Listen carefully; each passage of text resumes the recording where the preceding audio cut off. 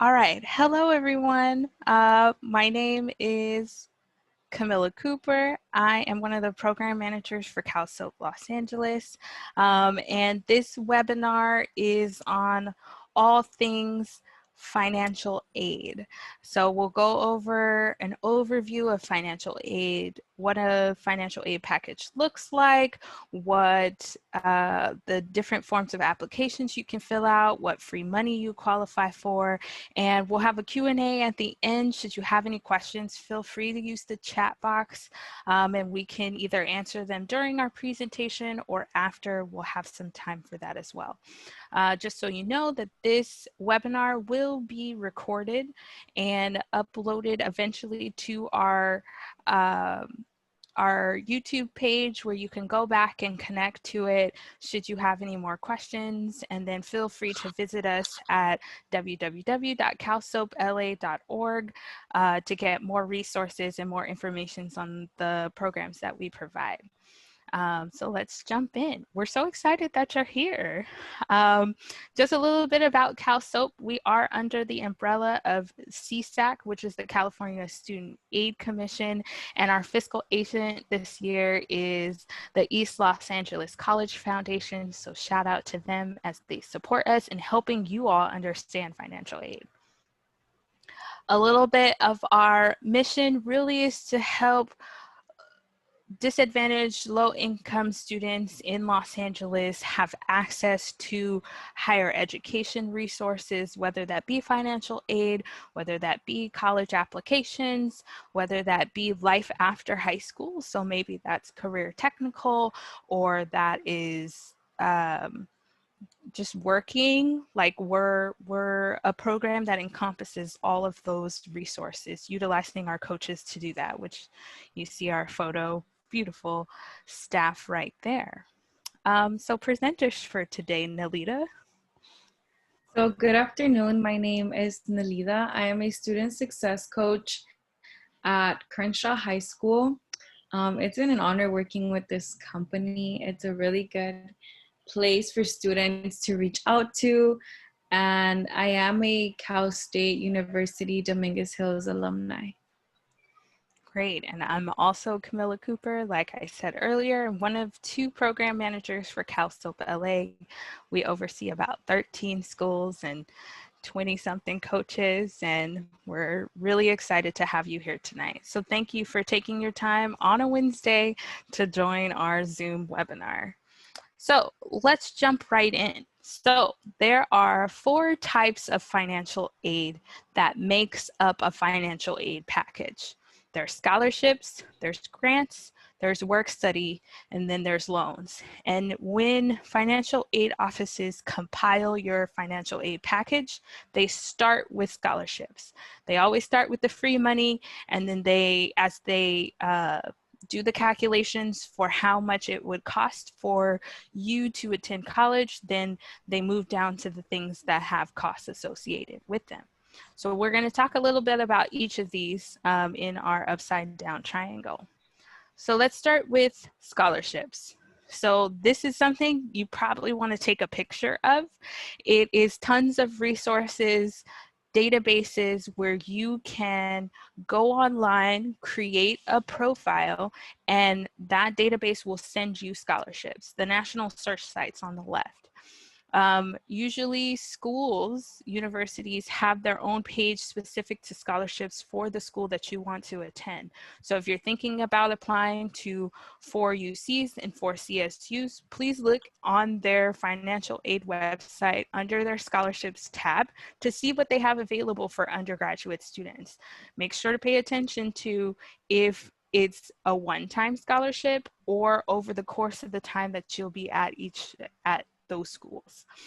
There's also local scholarships, everything from Rotary clubs to community funds. It's all about researching to find where there's free money so that you can send in your application. It could be a one-page essay on a social issue you want to address, or why you want to attend a certain school, or something that you're passionate about. Usually it has an essay attached to it. Maybe you send your resume, maybe you send testing scores. It really depends. But this encompasses the scholarships piece, which is usually either money directly sent to you to help you pay for school, or the business or organization will send it directly to the school to help fund your education. So please take a picture of that one. That's really good resources. So let's talk a little bit more about other forms of free money. So on top of scholarships, there are Pell Grants, there's Cal Grant A, B, C, and the middle class scholarships. Cal Grant A, B, and C are all specific to the state of California, and we'll talk a little bit about it. So Pell Grant. Pell Grant is provided by the federal government. So you receive this particular grant from applying through FAFSA. FAFSA is the free application for federal student aid, and it awards up to $6,000 per student. It's usually for low-income students and can be used nearly at all colleges throughout the US, which is a really great additional resource to help you pay for school. It is based on your financial need, hence you needing to fill out the free application for federal student aid, and you can receive the money for up to 5 years, no more than 12 semesters. And it doesn't necessarily have to be concurrently. So if you take a break from going to school and then you come back, you still have those 12 semesters to utilize that particular grant. Cal Grant A and B. Let's talk a little bit about this. So this is state-funded aid that both of these require a certain GPA to qualify for. The really great thing about each of these is if you don't qualify for one, you may qualify for the other, and it's still a lot of money toward if you decide to go to a CSU or a UC, as you see here. There's also awards for private colleges as well, up to about $9,000. And it's really about what type of degree you want, what your GPA is, and what your financial need is. So a lot of times students will either have A or B, but there's also Cal Grant C and the middle class scholarship. So let's talk a little bit about those two as well. Cal Grant C is for lower to middle income students, which is different from A and B, which they all have different income ceilings, which you can find on the California Student Aid Commission's website of what those particular things, particular income ceilings are. And it's based on how many people are in the household and how much money is cumulative of that household. It does provide, Cal Grant C provides up to $1,000 for books, tools, equipment, and up to an additional $2,400 for tuition fees if the student is attending a school other than a community college. It's available for a maximum of 2 years, and there's no GPA requirement, which is different from A and B, which I'll go back to, because Cal Grant A is a 3.0 GPA, 3.0 GPA, and Cal Grant B is a 2.0. So if a student or if you don't fall into these two, there's also Cal Grant C. It is for certificate or technical training programs of at least 4 months in length. It's important to note that you don't choose which Cal Grant you receive. The California State Student Aid Commission utilizes the free application for federal student aid or the California DREAM Act to see what you qualify for. Cal Grant Max Award is only 4 years, and you again apply using or CADA and GPA verification form that's due by March 2nd. March 2nd is the deadline for the FAFSA and CADA application. It's the primary deadline. You can apply after, but we really encourage our students to apply sooner than later and before the March 2nd deadline so they can utilize all the free money that the California Student Aid Commission has to offer and the federal government has to offer if they should qualify. So let's talk about a little bit more free money. The California CHAFEE grant. So if you were a foster student, are or were, between the ages of 16 and 18, you qualify for an additional pot of money.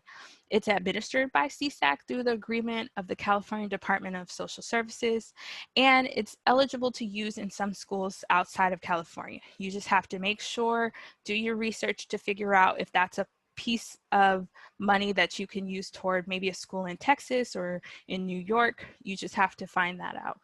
The maximum award is $5,000 per academic year, and it's based on unmet needs. So if you find out that you need $3,000 more to pay for school, the CHAFEE grant, and you receive it, you apply, you receive it, then it won't give you the $5,000. It'll give you the $3,000 that you need to pay for school. So it's a really great resource for students who have been awarded of the core or living in foster care between those ages. So Cal Grant Award for students with children. So if you are a student that had a child or have a child while you are still in school, there is another pot of money for students in that situation. They must be under 18 to qualify. The child must be under 18, and they must attend a public institution. Cal Grant A students, including California Community College Reserve students, will receive a new access award up to $6,000. So if a student qualifies for Cal Grant A, they will have an increased availability of free money. Students can receive this award for a maximum of 4 full-time years. So it's a really great resource. Now, competitive Cal Grant awards have increased this year, which is really exciting. They went from 41,000 to 51,000, where students who are not awarded Cal Grant A or B but meet the Cal Grant eligibility requirements will have access to the competitive Cal Grant. You must complete the FAFSA or DREAM Act in order to qualify for any of the Cal Grant and Pell Grant awards. So all free money, you have to meet the March 2nd deadline so that you can have access to this. So let's talk a little bit about the middle class scholarship. So there are some students that do not fall into that annual family income. If you look at this chart, which is about $60,000, if your family makes more than that, there's a scholarship meant for you. It's called the Middle Class Scholarship, and it's up to a 40% fee reduction. So let's talk a little bit about that. It's based on income only, so it's not based on your GPA. It is not based on anything other than how much your parents make, or you, depending on the independent-dependent status. You're gonna apply using FAFSA or CADA. Again, that March 2nd deadline is super important. You have to meet the deadline to qualify for all this free money. And you're already ahead of the game because the applications opened October 1st, and it's October 2nd, 7th, and you are in this workshop with us. So we're super excited for that. Now, there is a limited pool of funds. So the sooner, it's not necessarily like the sooner you do it than March 2nd. It's more like if you do it after March 2nd, there's less likely of a chance that you'll receive this scholarship if you are in this particular class. Students will not see middle class scholarship on college financial aid letters, which is different from Cal Grant A, B, C, and the Pell Grant, which will show up on there. You may receive communication from the California Student Aid Commission that you are eligible, so please check your emails. Once you start the application process for CSUs, UCs, community colleges, and privates, make sure to be checking your email as often and checking the spam folder so that you don't miss anything. CSAC could send you an email about you qualifying for this scholarship. For this one, you do need to be enrolled into a UC or CSU. So it doesn't, it's not a pot of money that you can use for community colleges or trades or for private colleges. So do keep that in mind. You must be enrolled in one undergraduate program, the first bachelor's degree, and may be eligible for a scholarship of no less than 10% and no more than 40%. So the UC, is about 5,000 and the CSU is about 2,000.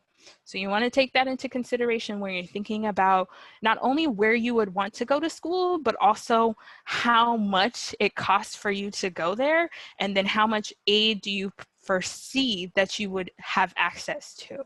That's always something to think about. So one cool thing about the state of California when we're talking about community colleges is the California College Promise Grant.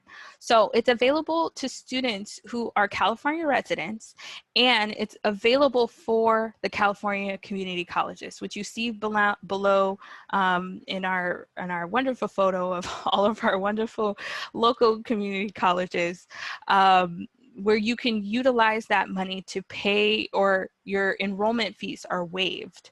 3 ways that you can receive the promise is by your student or a student's parent receives some form of public assistance. So that could be SNAP, that could be, oh,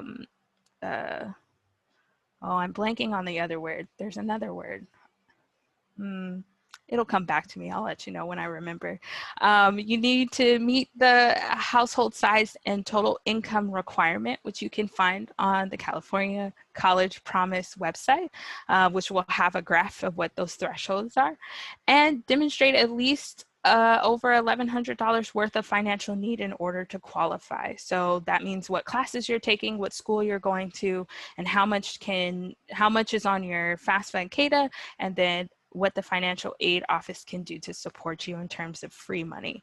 So the College Promise comes as an advantage to help you pay for community college. So if you think about it, it's a way to kind of get you in the game of higher education. Is this something that you want to do? You can explore with different classes and then transfer to whatever school, or receive your AA and move forward in life. Whatever is good for you is good for us, but this pot of money is there for you.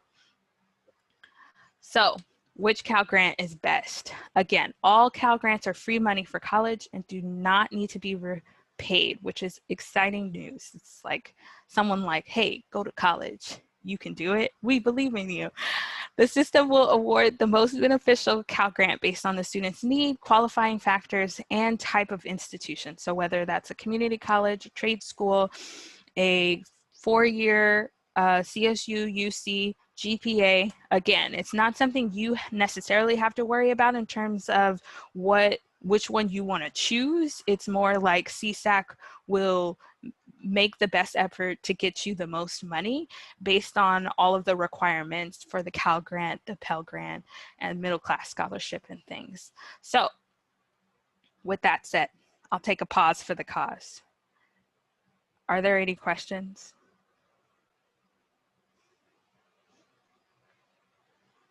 No. Well, if there are, please use the chat box. And I will, thank you, Crystal. Thank you. Yes. All right. We do have a question. Yes. So they're asking, in order to apply for my grant or funding, do I need to be enrolled in or have a college selected?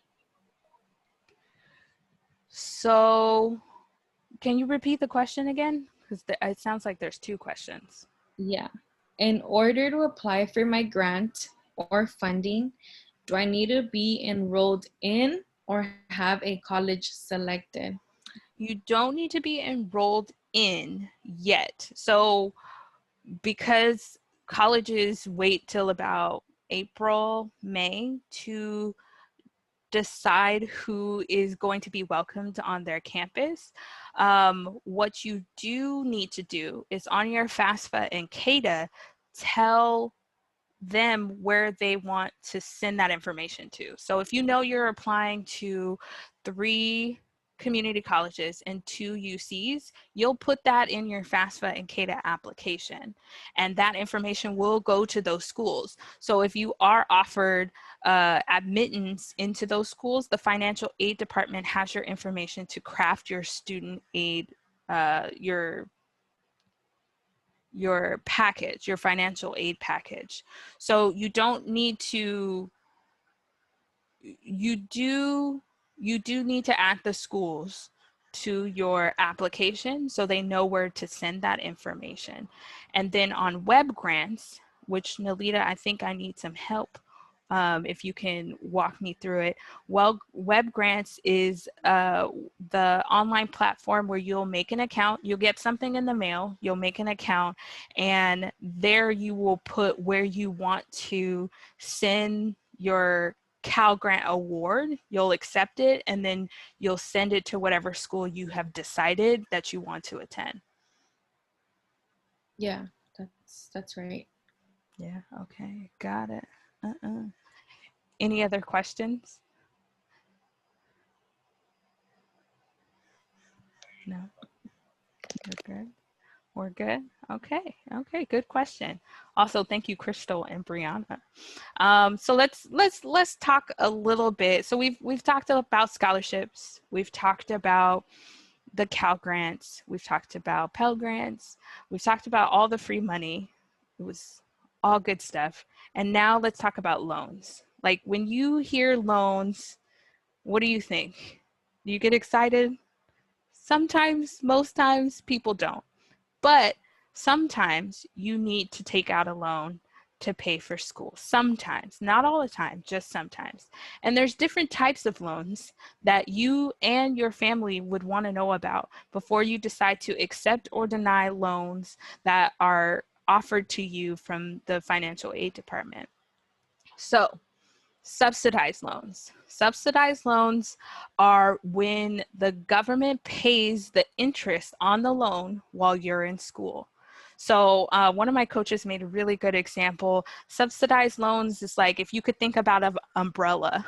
While you're in school, someone's holding your Rihanna umbrella so that you don't have to pay for any interest during that time. When you are out of school, you will start paying interest on the loan. So if you decide to be in school for 6 years or 8 years, the government is going to pay for that interest. So there's subsidized loans. Then there's unsubsidized loans, which means you do not have that umbrella. So it's just raining on your parade as you're going through college, which means the interest accrues, which means that you'll have a larger payback when it's time for you to, when you're finished with school. You'll have more money that you have to pay back because you are accruing interest while you're in school. So as opposed to subsidized where maybe you start your, say you finish in 4.5 years, you finish your school in 4.5 years, you don't start paying anything till that 4.5 year. As opposed to subsidized, you start paying day one of school. So both loans begin payback after graduation. Usually it's about 6 months before the loan company will contact you and say, hey, it's time for you to pay back your loans. And the cool thing about it, because it's a student loan, because you're paying for education, there are lower interest rates and very flexible payment plans. As opposed to a private loan, which you'll even see at the bottom of our visual, please be aware of, they tend to have higher interest rates and tend to not be as flexible because it's a private loan. So there's a lot of assumptions with those. So make sure if you do decide that you want to take out a loan, see if subsidized loans are available to you, accept those first, and then consider your options with unsubsidized loans. All right. Camilla, do you have yes. a minute for questions? Yes, yes. So they're asking, what happens if you stop doing school in the middle of your college career and then restart after the 6-month grace period? Do you still have to continue paying interest for unsubsidized loans? Yes. So what happens so I guess I can give myself an example. So I finished my undergrad. I finished my undergrad from UC Santa Cruz and went to work for about 2 years before I moved to Seattle to get my master's degree. So during the 2 years that I wasn't in school, I had that 6 months, and then I started accruing interest for the subsidized loans, and any unsubsidized loans I had taken, those interests were already, that interest was already happening. Now, when I started my master's program, the unsubsidized loans continued accruing interest and the subsidized loans were on pause. Everything kind of adjusted itself to me being considered a student again. Does that answer your question, Joseph?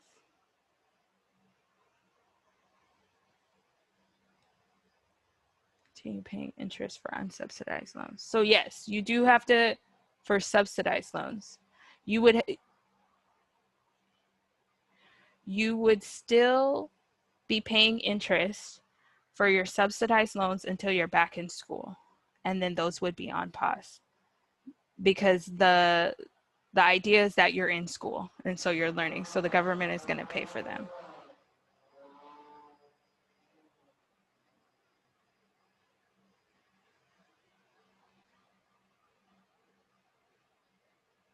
Yes. Yes. And I believe that would still apply.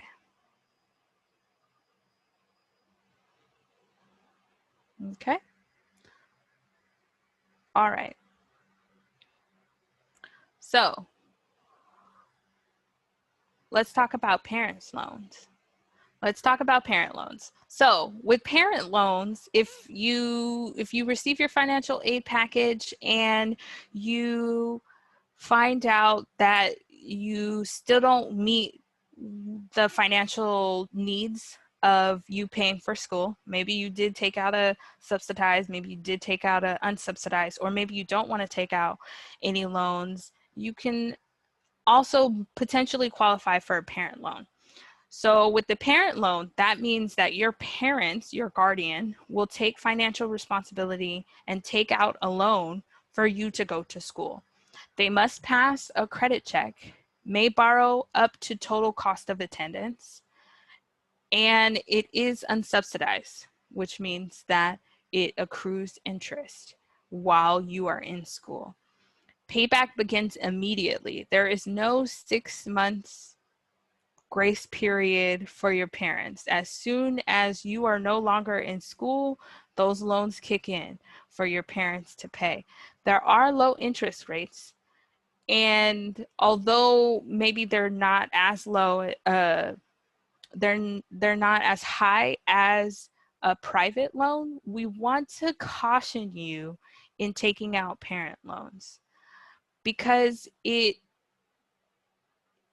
puts the responsibility on your parents. So it's definitely a conversation that you want to have with your parents if you should need additional monies to go to school. Maybe it's a rethinking about what school you want to go to. Maybe it's a fundraising. Maybe it's more essays for a scholarship. We really want you to know about the parent loan. Usually it's called the Parent Plus loan, but just be aware that that means that you're putting your parents' credit on the line as well.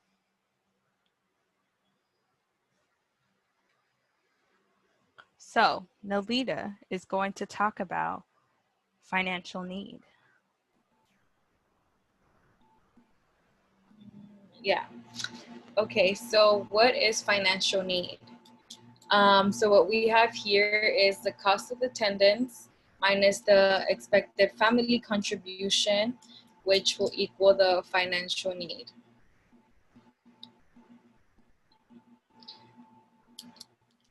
So here is a layout of the estimated total cost of attendance based on living on campus, paying fees, tuition, books and supplies, room on and board, other.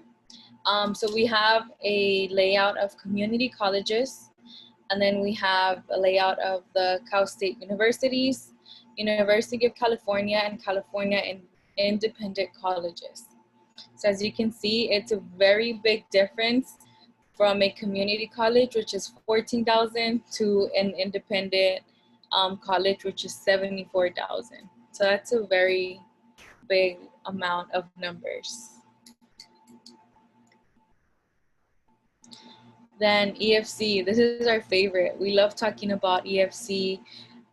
We love seeing zeros on our EFC, but we'll get more into that a little later. So the EFC is expected family contribution. So this is an amount family can reasonably be expected to contribute. There's two components. There's the parent contribution and then there's the student contribution. So the same way there's the contribution for the credit run for the other one Camilla had mentioned, there's also a two component one for the EFC. It's calculated using data from the FAFSA or the DREAM Act, and it stays the same regardless of colleges. So here we also have another list of the 4 colleges, the cost of attendance, the EFC, and then the financial need from the families.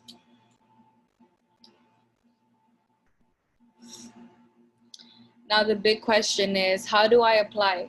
That's everyone's question. Where do I go? How do I apply? Do I have to go to somebody? There's so many questions, right? But there's only 2 places you can apply.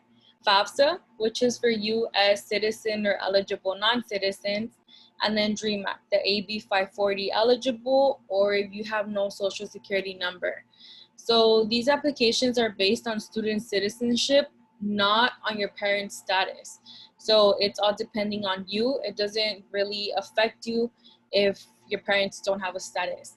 And you do not complete both forms. So you have to see what kind of student you are, if you fall under the FAFSA category or you fall under the DREAM Act categories, then that's the application you will complete. Because if you complete both applications, the information won't be read correctly, and then financial aid will call you and ask you to make those corrections to whatever application it is you have to submit.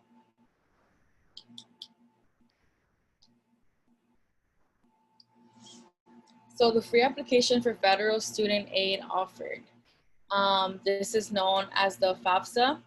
It collects demographic and financial information about the student and family. This application opens October 1st. So we are 7 days into the application open. So I'm hoping some of you are already working on it or at least created your account. The deadline is March 2nd. So like Camilla mentioned in previous slides, it's just a deadline for you to pretty much get the most amount of money. And we highly encourage students to do it by March 2nd. You apply on fafsa.ed.gov and you do not pay to apply. There's also paper applications, but we encourage you do it electronically for the sake of time and for them to just process your information faster. And we have it like really bolded out and underlined to do not pay, because they will scam you and they will tell you to pay for this application, and you should not be paying for a free application. Free. Do not pay, please. Now, FAFSA has 7 sections. Those 7 sections are the student information, the school selection, dependency status, parent information, parent financials, student financials, and then you sign and submit.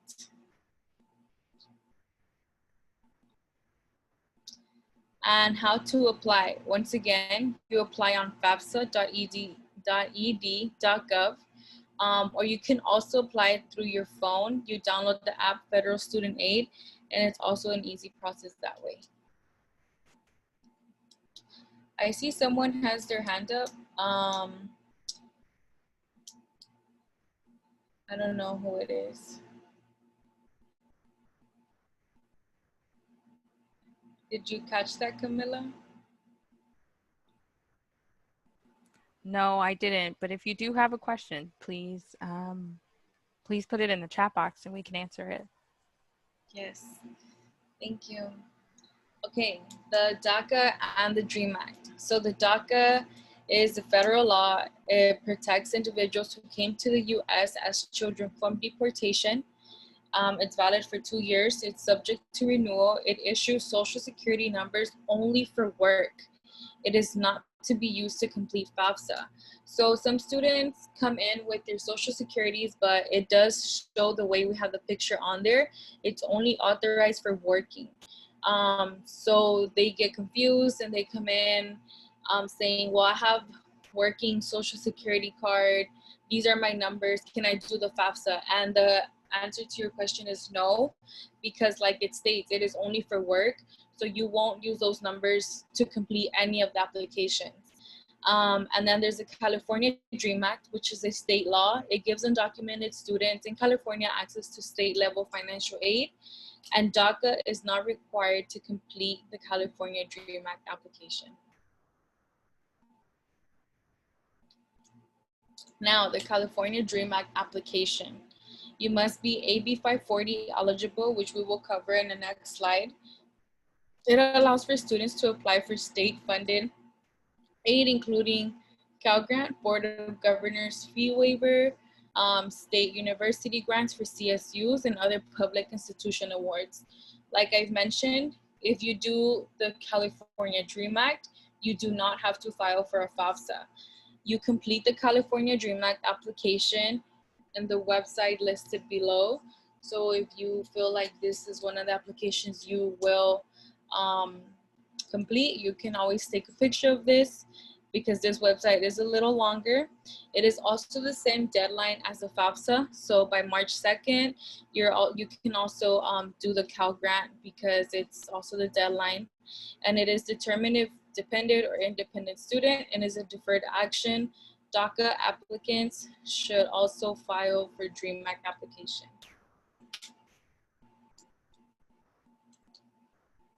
So here are the AB 540 requirements. You must attend a high school for at least 3 years or attain the equivalent of at least 3 years of credit. So for example, let's say you get here when you're in 10th grade and you'll be graduating in 12th grade. That's already 3 years that you have been enrolled into a California high school, so you qualify for it. Let's say you came here 9th grade, and then for 12th grade, that makes 4 years. So you're also able to apply. Another one is you graduated or will graduated from a high school or passed the Certificate of General Education Development, also known as the GED, and will register or enroll in an accredited or qualifying California college or university. And if applicable, you complete or completed an affidavit to legalize immigration status as soon as you are eligible. And if you do not hold a valid non-immigration visa. Under this provision, you must also have attended California schools, elementary and secondary for a cumulative total of 3 or more years. And if you have a temporary protective status or hold a U visa, you may still be eligible to apply for the CADA.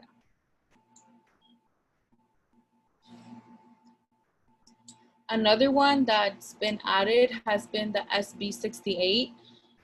So this expands high school student attendance requirement to include credits for attendance for the 3 years plus equivalent, which are high school, adult school, or California Community College. Also, high school diploma expanded to include students that have earned an associate's degree, met the minimum requirements to transfer to a UC or a CSU.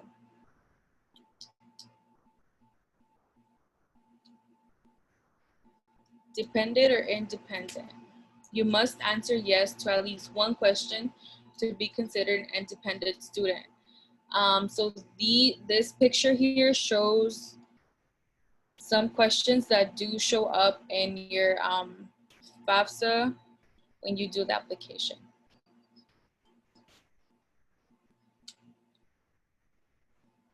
Who is considered a parent?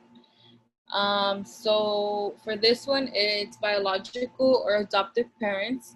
In case of a divorce or separation, you provide information about the parent or step-parent which the student has lived with more in the last 12 months. The step-parent regardless of any prenuptial agreements. So no grandma, sister, uncle.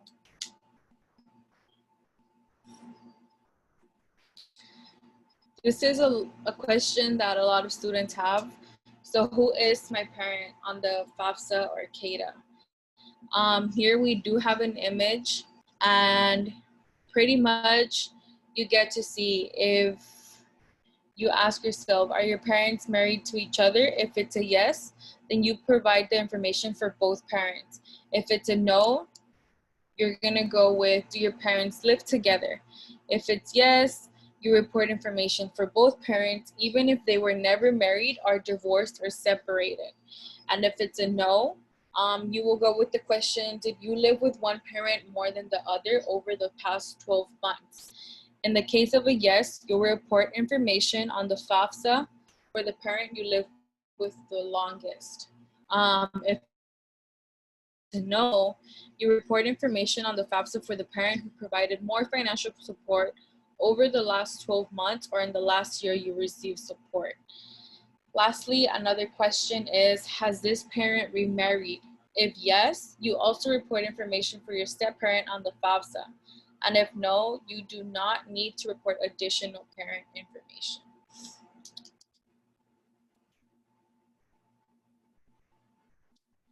So congratulations, you submitted, now what? So a lot of times students think, okay, here's my EFC, here's my student A report, whatever the case is.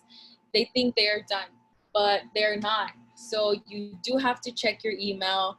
You have to get access to your student A report, and you have to submit requested documents.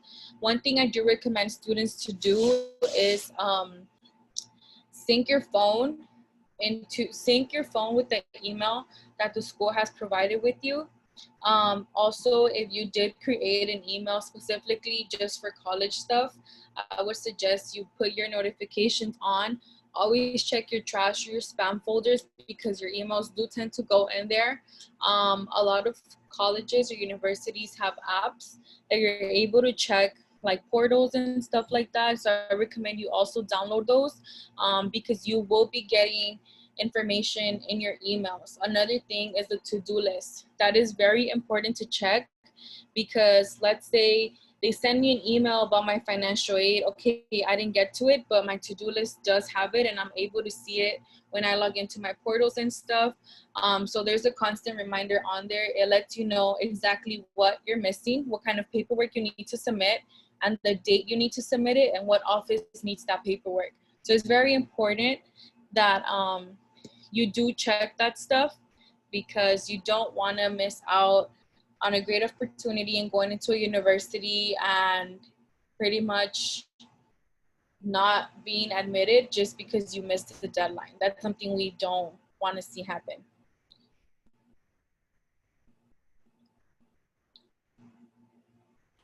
We have a question, Melita, from Sharon. If we are considered an independent student, do we put our legal guardian's tax information?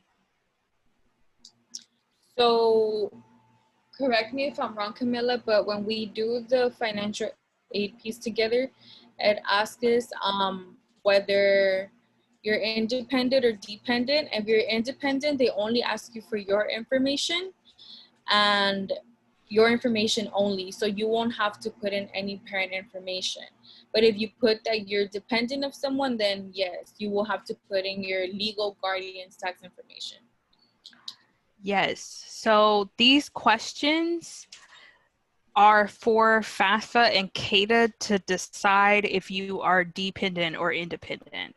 Now, you may be independent in life, right? Like if you have your own job, you're, kind of living on your own, you're doing your thing. That's not the same thing as being independent or dependent on the FAFSA or CADA. So these questions help the algorithm figure out whether you're independent or dependent. So if you are dependent, you do need to put your parent or guardian's tax information. If they have deemed you independent, you do not have to put your guardian or parent's tax information. Great question.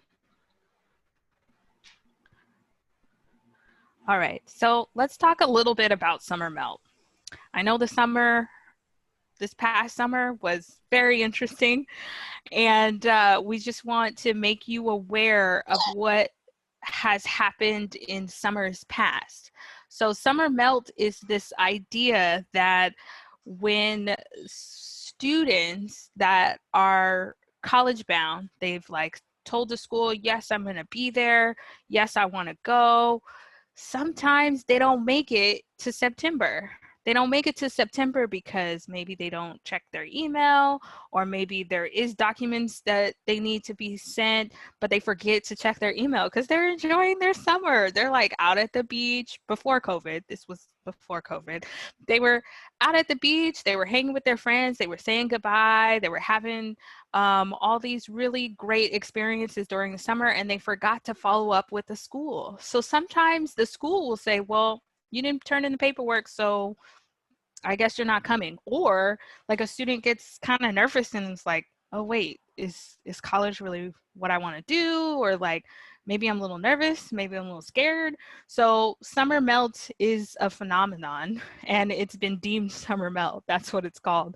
So after you graduate, I'm assuming you all are seniors, so I'm going to call the class of 2021. After you finish, get connected. That's the best way to alleviate summer melt.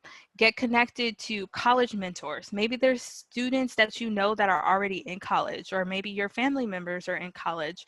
Like, start asking them questions like, what did you do during the summer before you started? What should I be looking for? There's community organizations that are geared towards students going into college. Get connected and stay connected. There are programs on college campuses that help alleviate summer melt, literally like bridge programs where you can participate with other students that are going into college in their first year also.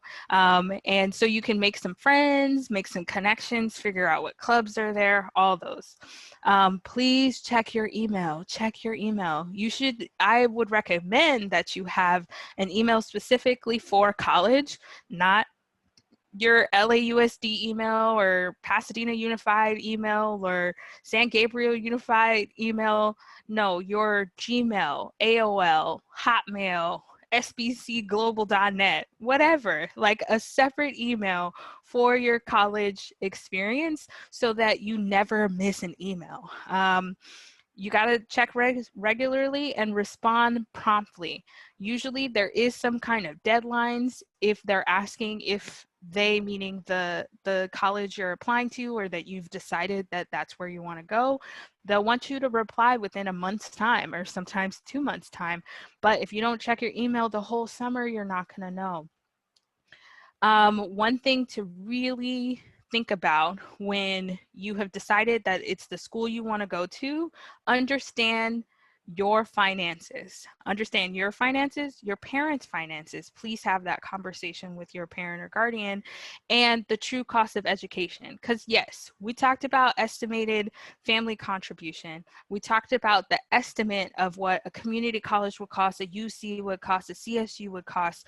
But what about the housing down payment? What about when you decide that's the school you want to go to? Do they have any fees?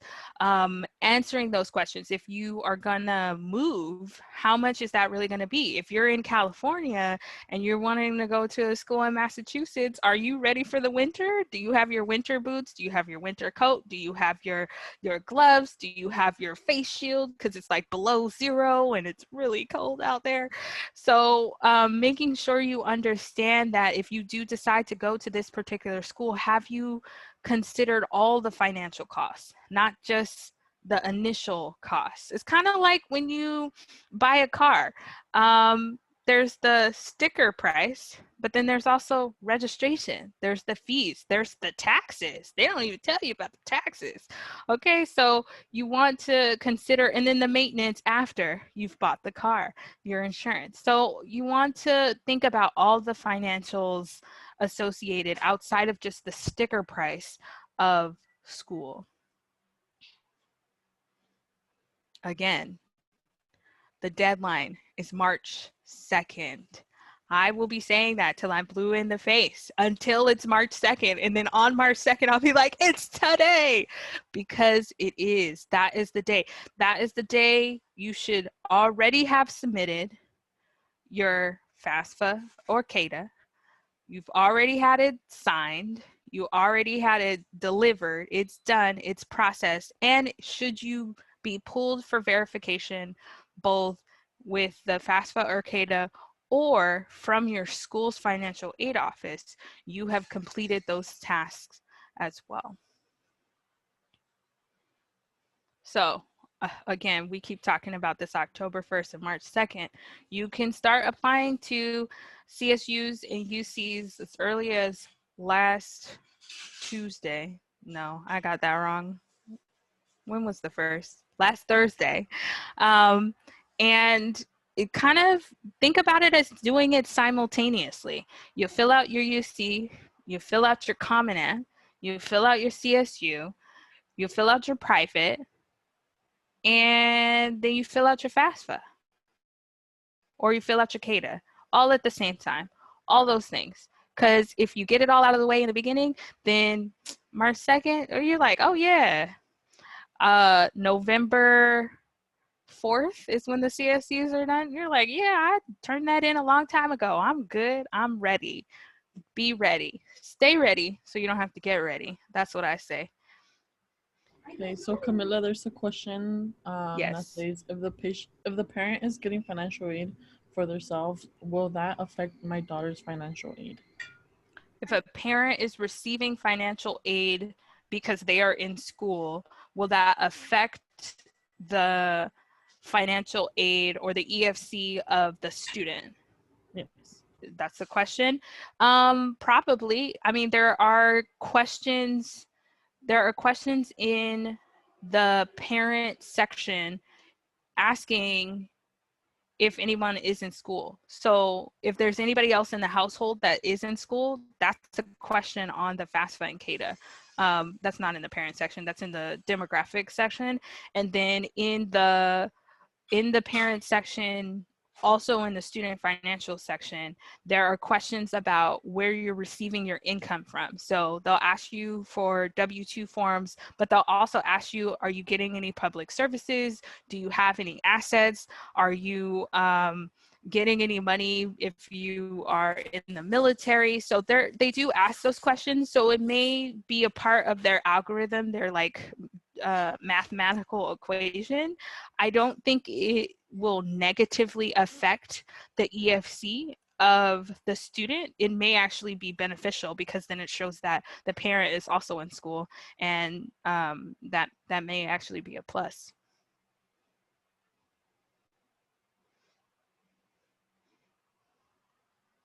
Yeah, okay. So before we open it up to any more questions you all should have, here's a couple of common questions that we want to answer off the top.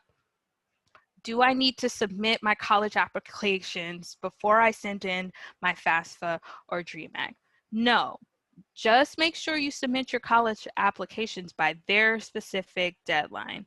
So you can always make corrections to your FAFSA and CADA. So like I said earlier, you would put what schools you want to receive this information. Maybe you change what schools you end up applying to, and you can change that on your FAFSA or CADA.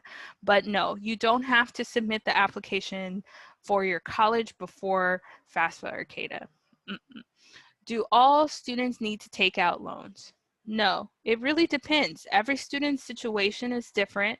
Everyone's financial situation is different. Everyone comes to the applications with different scenarios, everything from parent, independent, dependent, to if the student is working, if the student's not working, how many people are in the household. It's really a compilation of a bunch of different informations that provide the school with the best picture of the financial situation in the household. So it really depends on how you as a student and then you as a parent want to connect those informations together. And you don't necessarily have to take out a loan, but it really depends on what schools and all of that. What documents do I need in order to complete the FAFSA or CADA? That's a great question. This year, we will need the 2019 tax forms. So that might be the 1040A or 1040EZ, your W-2s, for the FAFSA, your social security numbers. And I think one thing I do want to say is, as a student, if you have a social security number and you're considered a dependent, your parents have to sign your FAFSA. They do not have to have a social security number for you to complete your FAFSA if you have a social security number. There's ways to verify that your parent is your parent. There's a one-pager that you send to a P.O. box, I think in Ohio, and that gets attached to your application. But tax forms is really like the key. Tax forms and social security numbers are the key. So in preparing for submitting your application, you want to have those already up and running, because then it'll get you through the application a lot faster. What if my parent or guardians didn't file or do not file taxes in 2019? It's a case-by-case basis. Sometimes you may be pulled for verification again by the FAFSA CADA or the financial aid office, and you'll have to send what's called the IRS tax transcript, which the FAFSA and CADA give you directions on how to do that. We also have information on that as well. You go to a website, fill out you go on the IRS website and fill out some questions that they're asking, and they'll send you a tax transcript. This past year, because of COVID, they had a little bit of a different process, and this year we'll see how that goes for colleges and universities in terms of transcript verification. So yeah, it's a case-by-case basis. So we had a question. I did answer it back through text. It says, what are questions students usually have trouble with while filing out FAFSA? For me, a lot of the ones that I have is like the parents' financial demographics, but I was telling them how it's easy if they just have their tax forms right next to them while doing the application, because it saves a lot of trouble, because every other question is very straightforward. And then Raina replied with, usually when you get to the section of inputting parents or guardians' financial information, income, tax information, it is a good idea to gather all documents needed before you start your application. And always make sure to connect with your school's college advisors to assist you, and always review before submitting. Yes, all those things, reviewing before submitting. Students also get tripped up on the demographic information. Like sometimes they spell their email incorrectly, and then you have to call FAFSA or CADA to get it reset, or they put in a wrong number on their social security number, and that has to be fixed because your social security number is attached to your signature for FAFSA. So like the paying attention to details along with the tax information. The cool thing about the FAFSA and CADA is it'll tell you what line on the documents, on the tax documents, that should go into that box, but sometimes that can be confusing even in itself, especially if students don't know what they're looking for and parents don't quite understand what is being asked. Even the like how many people are in your household receiving the majority of the parent guardian financial support, that's interesting, because sometimes students are like, well, there's 5 people in the household, but maybe there's 5 people in the household, but your mom is only taking care of financially 2 people. So like, what number do you put in there? So really paying attention to the small details of the question. And then when you do have a question, don't just put anything. Ask. CalSoap LA has Instagrams. All our coaches have Instagrams. You can email us, like, please ask your financial, ask your counselor, your college counselor, like the other college access programs on your campus. Please ask questions, because sometimes if you put information based on what you think it is, but then it's not, there's a chance that it may be kicked back, and then you'll have to figure out what the problem is.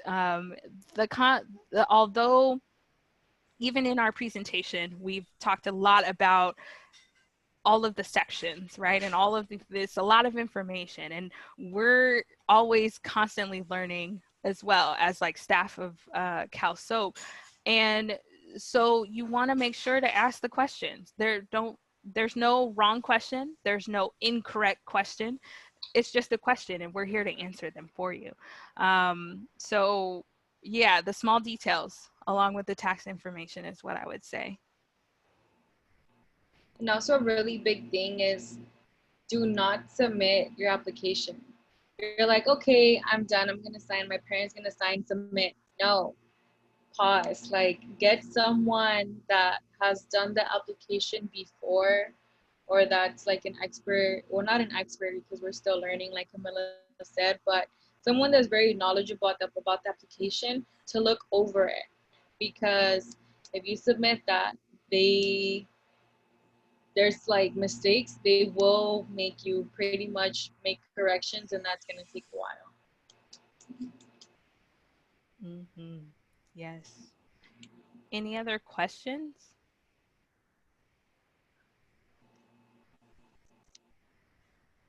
Oh yes, shameless plug. So this was the webinar to like overview financial aid, what the package looks like, the processes into getting your financial situation moving in terms of college.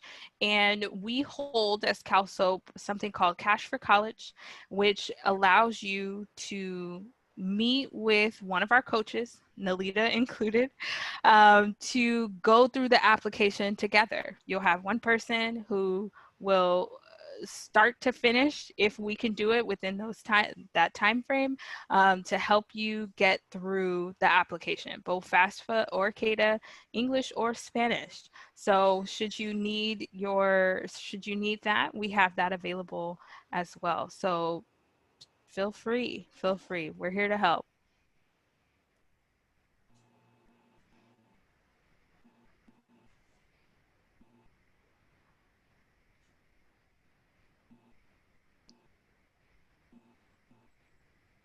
Any other questions?